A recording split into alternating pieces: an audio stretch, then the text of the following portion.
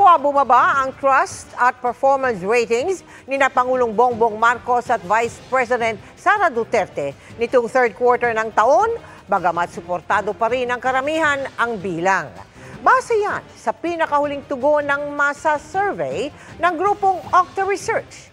Nakatutok si JP Soriano.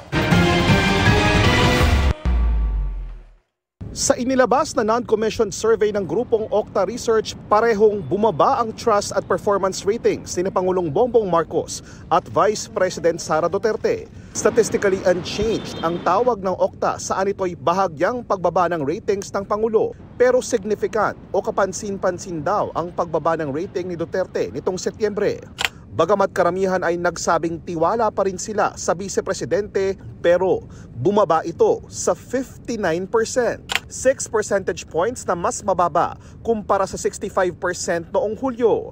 Base sa mga nakaraang survey ng Okta, downward trend o pababa ang trust rating ni VP Sara mula March 2023 kung kailan nakakuha siya ng 87%.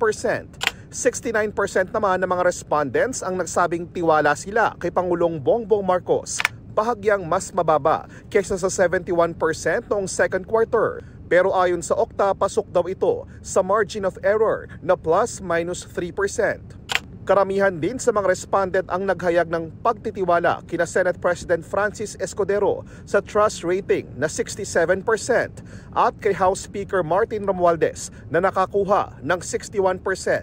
Bahagya namang tumaas ang trust rating ni Chief Justice Alexander Gesmundo sa 15% mula 13% nitong Hulyo. 8 percentage points naman ang ibinaba ng performance rating ni Duterte na nasa 52% kumpara sa 60% na rating niya noong second quarter. 66% naman ang nagsabing nasisiyahan sila sa pagganap sa tungkulin ni Pangulong Marcos, bahagyang bumaba mula sa 68% noong Hulyo. 65% naman ang nakuha ni Escudero. Mula naman sa 63% itong Hulyo, bumaba sa 62% ang mga nagsabing nasisihan sila sa pagganap ni Romualdez, habang tumaas naman sa 14% ang performance rating ni Gesmundo.